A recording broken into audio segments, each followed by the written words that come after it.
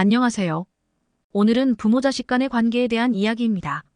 부모의 마음은 늘 자식을 향해 있습니다. 자식이 어릴 때는 부모의 보살핌이 당연하지만 자녀가 성인이 되어 독립한 뒤에도 부모는 여전히 그들의 안부가 궁금하고 잘 살고 있는지 확인하고 싶어 합니다. 아침 저녁으로 무엇을 먹었는지, 아프지는 않은지, 직장 생활은 괜찮은지 알고 싶은 것이 부모의 마음입니다. 하지만 이런 관심이 자식들에게는 종종 간섭으로 느껴질 때가 있습니다. 부모로서는 진심 어린 걱정과 사랑의 표현이지만 자식들은 자신의 생활에 대한 지나친 개입으로 받아들일 수 있는 것입니다. 이로 인해 부모와 자식 간의 관계는 때로 갈등을 겪기도 합니다. 부모와 자식 모두가 서로의 마음을 이해하지 못해 적정한 거리를 유지해야 한다는 사실을 깨닫기까지는 시간이 걸리는 경우가 많습니다. 이러한 적당한 거리는 부모 자식 간의 관계를 건강하고 지속적으로 유지하는 데 필수적입니다. 오늘의 사연이 공감되신다면 구독과 좋아요, 그리고 알림 설정을 눌러주세요. 그렇다면 오늘의 사연 시작하겠습니다. 70대의 이순자 할머니는 자식들에 대한 애정이 남달랐습니다. 남편과 함께 어렵게 자식들을 키우며 고생했던 시간들 덕분에 자식들이 독립하고 가정을 꾸리게 된 것이 그녀에게는 가장 큰 자랑이자 기쁨이었습니다. 하지만 자식들이 떠난 뒤 찾아온 적막은 쉽게 익숙해지지 않았습니다. 특히 막내 아들 재훈과 그의 아내 지연을 떠올릴 때마다 그녀의 마음은 더 허전해졌습니다. 요즘 밥은 잘 먹고 있나? 손주는 잘 크고 있겠지? 이런 생각들이 꼬리에 꼬리를 물고 자연스럽게 전화로 이어졌습니다. 처음에는 단순한 안부였습니다. 지연아, 아침은 먹었니?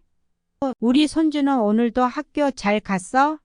같은 가벼운 질문들로 대화의 문을 열곤 했습니다.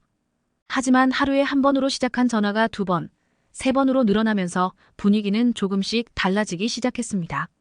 지연은 처음엔 친정어머니처럼 챙겨주는 시어머니의 관심에 감사했습니다. 하지만 그 관심이 지나치게 반복되자 점점 부담스럽게 느껴지기 시작했습니다. 특히 일과 중 또는 피곤한 밤 시간에도 어김없이 걸려오는 전화는 피할 수 없는 의무처럼 느껴졌습니다. 지연은 남편 재훈에게 고민을 털어놓았습니다. 재훈 씨, 어머님 너무 자주 전화하세요. 가끔은 하루에 3번씩 오는데 어떻게 해야 할지 모르겠어요. 재훈은 한숨을 내쉬며 대답했습니다. 알아, 나도 알아. 그런데 엄마가 그게 나쁜 의도로 그러시는 건 아니잖아. 그냥 외로우신 거지. 그렇다고 계속 이렇게 놔둘 수는 없잖아요. 솔직히 나도 일하면서 스트레스 받는데. 지연은 재훈에게 시어머니와 대화해 줄 것을 부탁했지만 그는 어머니가 상처받을까봐 직접적으로 말하지 못하고 미뤘습니다. 이순자 할머니는 며느리의 속마음을 전혀 알지 못한 채 자신만의 방식으로 사랑을 표현하며 손주와 가족을 돌보고자 애썼습니다. 어느 날 이순자 할머니는 직접 행동에 나섰습니다. 며느리의 감기 소식을 들은 그녀는 정성껏 준비한 배즙과 따뜻한 죽을 싸들고 아들 부부의 집을 찾았습니다. 현관문을 열고 시어머니를 마주한 지연은 깜짝 놀랐지만 차마 불편함을 표현하지 못한 채 어색하게 웃으며 시어머니를 맞이했습니다. 아휴, 이렇게 감기 기운이 있다니 몸 잘 챙겨야지. 이거 내가 손수 만든 배즙이야. 손주는 괜찮니? 지연은 고맙다고 말했지만 속으로는 이제 이런 갑작스러운 방문은 줄였으면 좋겠다고 생각했습니다. 그러나 이순자 할머니는 오히려 이런 만남이 며느리와의 관계를 더 돈독히 만들고 있다고 믿었습니다. 이후로도 그녀는 꾸준히 며느리에게 연락하고 손주와 관련된 일로 자주 도움을 제안했습니다. 그러나 며느리의 반응은 점점 단조로워졌고 대화는 짧아지기만 했습니다. 어느 날 밤 이순자 할머니는 아들 재훈에게 전화를 걸었습니다. 재훈아, 요즘 일은 어때? 손주는 학교 잘 다니고? 재훈은 짧게 대답하며 어색한 침묵을 이어갔습니다. 그러다 갑자기 그가 숨을 깊이 들이쉬며 말을 꺼냈습니다. 엄마, 제발 우리를 좀 내버려 두세요. 연락하지 마세요.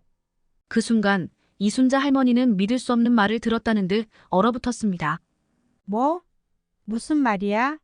내가 뭘 잘못했는데? 그녀의 목소리가 떨리기 시작했습니다. 엄마가 나쁘다는 게 아니에요. 그냥 우리도 이제 우리만의 시간이 필요하다고요. 너무 자주 연락하시고 집에 오시면 지연이가 많이 힘들어해요. 재훈의 말은 칼처럼 날카롭게 가슴을 찔렀습니다. 사랑으로 시작한 행동이 부담으로 여겨지고 그 결과 아들 부부가 자신을 멀리하고 싶어 한다는 사실이 충격적으로 다가왔습니다. 내가 뭘 잘못했는데 내가 널 위해 얼마나 애썼는데. 그녀는 간신히 눈물을 삼키며 전화를 끊었습니다.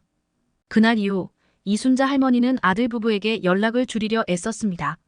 그러나 그 과정은 그녀에게 고통스러웠습니다. 전화기를 손에 쥐고도 번호를 누르지 못하며 갈등했고 창밖을 보며 손주의 모습을 떠올리며 눈물을 훔치곤 했습니다. 그저 잘 살고 있는지 알고 싶은 건데. 그녀는 스스로를 위로하며 외로움을 견뎠습니다. 며칠 뒤 며느리 지연에게서 문자가 왔습니다. 어머님, 잘 계시죠?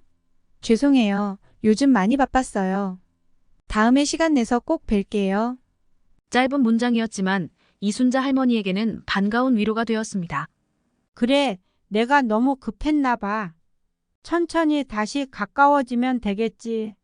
그녀는 스스로를 다독이며 며느리와의 관계를 회복할 방법을 고민하기 시작했습니다. 이순자 할머니는 결국 깨달았습니다. 자식들을 너무 가까이에서 붙잡으려 할수록 그들은 더 멀어질 수 있다는 것을요. 그녀는 자식들과 적당한 거리를 유지하며 스스로의 살도 돌보기로 결심했습니다. 그녀의 노력은 관계를 서서히 회복시키기 시작했지만 그 과정은 결코 쉽지 않았습니다. 사랑은 때로는 자식들에게 자유를 주는 것임을, 그리고 부모와 자식 사이의 적당한 거리는 서로를 존중하는 첫걸음이라는 것을 그녀는 아프게 배워가고 있었습니다. 그렇다면 이순자 할머니가 놓쳤던 중요한 사실은 무엇일까요? 왜 이런 일이 벌어졌는지 좀 더 자세히 살펴보겠습니다. 이순자 할머니는 아들 재훈을 위해 젊은 시절 모든 것을 희생했다고 믿었습니다. 가난한 살림살이 속에서도 재훈에게 더 나은 미래를 만들어주기 위해 고된 노동도 마다하지 않았습니다. 재훈이 원하는 학원에 보내기 위해 새벽마다 채소를 다듬고 시장에서 장사를 하며 밤낮 없이 일했던 기억이 생생했습니다. 내가 아니었으면 재훈이가 지금처럼 성공하지 못했을 거야. 그녀는 아들의 성공을 자신의 헌신 덕분이라고 굳게 믿었습니다. 하지만 정작 재훈과 그의 아내 지연의 입장은 달랐습니다. 어머니의 잦은 연락과 도움은 애정의 표현이라기보다 그들의 삶에 지나치게 간섭하는 행동으로 받아들여졌습니다. 어머니는 자신의 모든 행동이 사랑이라고 생각했지만 그 사랑은 때로 자식들의 자유를 빼앗고 숨막히게 만드는 짐으로 다가왔습니다. 이순자 할머니의 하루는 아들 재훈의 가족을 생각하며 시작되고 끝났습니다. 아침에 눈을 뜨면 오늘은 아들이 잘 지내고 있는지 물어봐야지라는 생각으로 전화를 걸었고 점심시간에는 손주에게 먹을 간식을 챙겨야 한다며 식료품점에 들렀습니다. 저녁이 되면 오늘 하루 잘 마무리했는지 확인하기 위해 다시 한번 전화를 걸곤 했습니다. 그러나 이런 행동은 재훈 부부에게는 과도한 간섭으로 느껴졌습니다. 며느리 지연은 처음엔 어머니의 전화에 정성껏 응답했지만 점점 피곤함을 느끼기 시작했습니다. 어머님은 왜 이렇게 자주 연락을 하실까? 바쁜 일과 중에 전화를 받을 여유가 없는데도 계속 전화하시는 게 부담스러워. 지연은 마음속으로 불만을 쌓아갔습니다. 재훈 역시 어머니의 잦은 연락을 불편하게 느꼈습니다. 그러나 그는 자신의 입장을 솔직하게 전하지 못했습니다. 엄마가 우리를 생각해서 그러는 건데 괜히 속상하게 만들 필요가 있을까? 이런 고민 속에서 어머니의 연락은 계속됐고 그와 동시에 재훈 부부의 불편함은 더욱 커져만 갔습니다. 사랑의 표현, 그러나 자식들에게는 부담이었던 것이죠. 이순자 할머니는 종종 반찬을 한가득 만들어 아들 집에 가져갔습니다. 너희가 바빠서 밥도 제대로 못 챙겨 먹을 것 같아. 이거 받아두고 필요하면 또 말해. 그녀의 눈에는 정성이 가득했지만 지연은 이마저도 부담스럽게 느꼈습니다. 우리도 충분히 잘 해먹고 있어요, 어머님. 이렇게 자꾸 챙겨주시면 제가 못하는 사람처럼 보여요. 지연의 마음속 깊은 곳에서 이런 감정이 피어났지만 겉으로는 내색하지 않았습니다. 대신 웃으며 감사합니다라는 말을 반복했습니다. 그러나 반복될수록 어머니의 선의는 며느리에게 잔소리처럼 들리기 시작했습니다. 이건 이렇게 해야 더 맛있어. 손주가 요즘 말랐다니 음식을 더 잘 챙겨줘야지.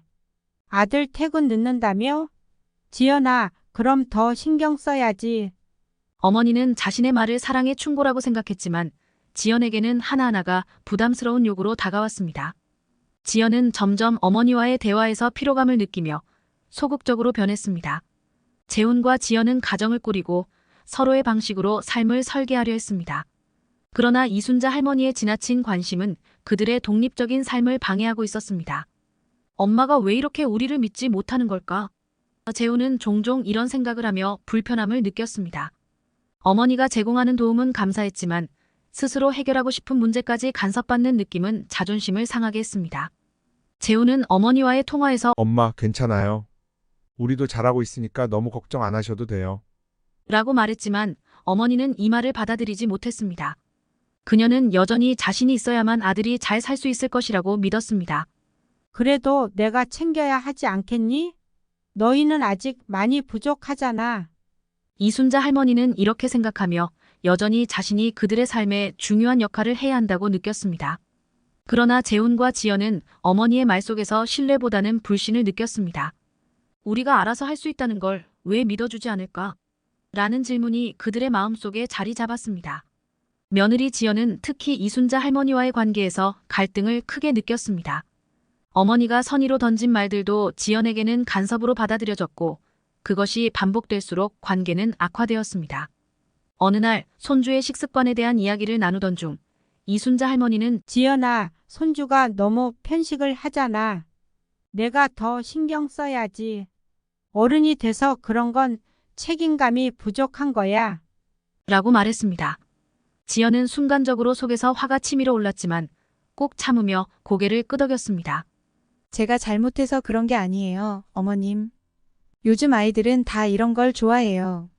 지연은 조심스럽게 반박했지만 할머니는 그래도 옛날 방식이 더 낫다며 며느리의 의견을 무시했습니다. 이런 사소한 갈등이 쌓여 지연은 점점 시어머니와 거리를 두게 되었습니다. 그녀는 어머니가 전화를 걸어도 받지 않는 일이 많아졌고 방문을 미루는 일도 잦아졌습니다. 이순자 할머니는 며느리가 자신을 멀리하는 이유를 도무지 이해할 수 없었습니다. 결정적인 사건은 명절을 앞두고 벌어졌습니다. 이순자 할머니는 손수 만든 명절 음식을 준비하면서 며느리에게 전화했습니다. 지연아, 이번에 반찬 많이 해놨어. 명절날 가져갈게. 내가 요리할 필요 없으니 다 맡겨도 돼. 그러나 지연은 짧게 대답했습니다. 어머님, 저희는 이번 명절에 여행을 갈 계획이라 뵙기가 어려울 것 같아요. 그 순간 할머니는 충격에 빠졌습니다. 여행이라니? 명절에 가족을 버려두고 여행을 간다고? 너 정말 어떻게 그런 생각을 해? 그녀는 목소리를 높이며 며느리를 비난했습니다. 지연은 더 이상 참을 수 없었습니다. 어머님, 저희도 우리 방식대로 살고 싶어요. 어머님께서 이렇게 강요하시면 저도 힘들어요. 그 말은 이순자 할머니의 마음에 깊은 상처를 남겼습니다. 그러나 지연 역시 더 이상 물러설 수 없었습니다. 이순자 할머니는 자신이 자식을 위해 모든 것을 희생하며 살아왔다는 생각에 여전히 머물러 있었습니다. 그러나 자식들은 어머니의 사랑이 때로는 그들의 독립성을 해치고 스스로 설 자리를 빼앗는 행동으로 느껴졌습니다. 어머니는 자신의 사랑을 전달하려 했지만 자식들과 며느리는 그 사랑을 통째로 받아들였던 것입니다. 이 갈등은 결국 가족 간의 거리감을 낳았습니다. 어머니는 여전히 자신이 무엇을 잘못했는지 깨닫지 못한 채 혼란스러워했습니다. 그리고 그 혼란은 앞으로 관계를 개선하려는 여정에서 가장 큰 걸림돌이 되었습니다. 그렇다면 부모와 자식 간의 적당한 거리가 왜 중요할까요? 부모와 자식은 뗄 수 없는 관계로 묶여 있습니다. 부모는 자식을 위해 무엇이든 해주고 싶어하고 자식은 그 사랑을 받으며 성장합니다. 하지만 자식이 성인이 되어 독립하면서부터는 관계의 형태가 달라져야 합니다. 독립한 자녀에게는 자신의 삶을 설계하고 꾸려갈 시간이 필요합니다. 이 과정에서 부모와 자식 간의 적당한 거리가 유지되지 않으면 오히려 관계가 소원해지고 갈등으로 이어질 수 있습니다. 성인이 된 자녀에게는 자신의 선택과 결정을 통해 삶을 설계할 시간이 필요합니다. 부모가 계속해서 자녀의 삶에 깊이 관여하면 자녀들은 자신이 충분히 독립적이지 못하다고 느낄 수 있습니다. 이러한 상황은 자녀의 성장 과정에서 심리적으로 큰 걸림돌이 될 수 있습니다. 자녀가 독립하면서 기대하는 것은 자신의 삶에 대한 통제권입니다. 결혼을 했거나 직장을 다니고 있는 성인 자녀라면 더더욱 자신만의 방식으로 삶을 꾸려나가고 싶어 합니다. 하지만 부모가 걱정된다는 이유로 잦은 연락을 하거나 조언을 가장한 간섭을 계속한다면 자녀는 점점 자신이 존중받지 못한다고 느끼게 됩니다. 예를 들어 자녀가 결혼 후 새로운 가정을 꾸렸을 때 부모가 너희는 이렇게 살아야 한다며 지나친 조언이나 간섭을 한다면 자녀는 독립적인 결정을 내리는 것을 두려워하거나 반대로 부모로부터 더 멀어지려는 행동을 할 수 있습니다. 이런 상황은 결국 부모와 자녀 모두에게 상처를 남길 수밖에 없습니다. 부모와 자녀 간의 적당한 거리는 상호 존중을 바탕으로 합니다. 자녀가 자신만의 삶을 살아갈 수 있도록 자유를 주는 것은 단순히 부모의 희생이 아니라 자녀에 대한 신뢰와 사랑의 표현이기도 합니다. 부모가 자녀를 존중한다는 것은 자녀의 결정을 비판하거나 간섭하지 않고 그들의 선택을 인정하는 것을 의미합니다. 예를 들어 자녀가 직업을 선택하거나 배우자와 함께 내린 결정을 부모가 완전히 동의하지 않더라도 이를 존중하고 받아들이는 태도가 중요합니다. 부모가 자녀의 삶에서 일정한 거리를 유지할 때 자녀는 부모를 부담스럽게 느끼지 않고 오히려 더 가까이 다가오게 됩니다. 부모와의 관계에서 자신이 자유롭다고 느낄수록 자녀는 부모를 향한 감사와 애정을 더 많이 느끼게 됩니다. 과도한 관심이 불러오는 문제들. 부모의 과도한 관심은 처음에는 자녀를 위한 선의로 시작됩니다. 하지만 이 관심이 지나치게 반복되면 자녀들에게는 통제나 간섭으로 여겨질 수 있습니다.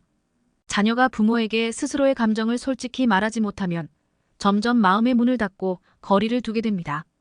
예를 들어 부모가 자녀의 결혼 생활에 지나치게 관여해 이렇게 살아야 한다. 이건 잘못됐다는 식의 의견을 자주 전달하면 자녀는 부모를 피하려고 합니다. 심지어 부모가 주는 조언이 옳더라도 자녀는 그것을 강요로 받아들이며 더 큰 반감을 가질 수 있습니다. 부모가 자녀와의 관계에서 지나치게 가까워지려고 할수록 자녀는 자신만의 공간과 독립성을 지키기 위해 더 멀어지려는 반응을 보일 가능성이 큽니다.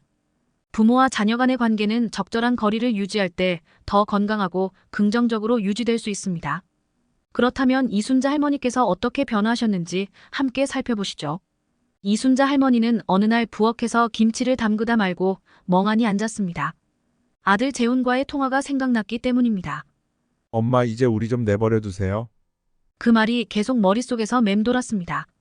뭐가 잘못됐던 걸까? 그녀는 김치 냄새가 퍼지는 부엌에서 혼잣말처럼 중얼거렸습니다. 나는 그냥 잘해주고 싶었을 뿐인데 왜 이렇게 멀어지려고만 하는 거지? 김치를 무심히 뒤적이던 그녀는 문득 친구 미숙이의 이야기가 떠올랐습니다. 미숙이는 얼마 전 애들한테는 적당히 거리를 두는 게 답이야라고 말했던 것이 생각났습니다. 그때는 미숙이의 말을 콧방귀 끼며 흘려들었지만 지금은 그 말이 조금씩 이해되기 시작했습니다. 적당한 거리라 그게 대체 뭘까? 1. 연락의 빈도를 조절하기로 결심하다. 다음 날 아침 할머니는 재훈에게 전화를 걸려고 휴대폰을 들었다가 잠시 멈칫했습니다.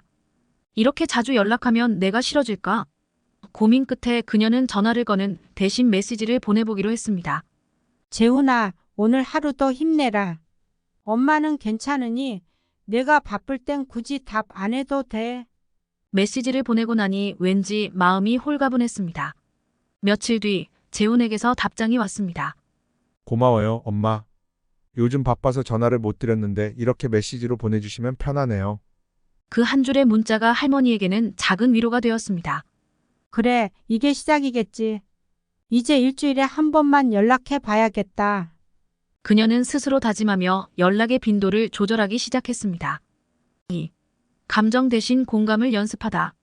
며칠 후 손주가 학교에서 친구와 싸웠다는 이야기를 들은 이순자 할머니는 당장 아들 집으로 달려가고 싶었습니다. 하지만 마음을 다잡았습니다. 그래, 내가 가서 해결해 주려 하면 애들이 또 부담스러워 하겠지. 대신 할머니는 전화를 걸었습니다. 재훈아, 손주는 괜찮니? 많이 속상했겠다.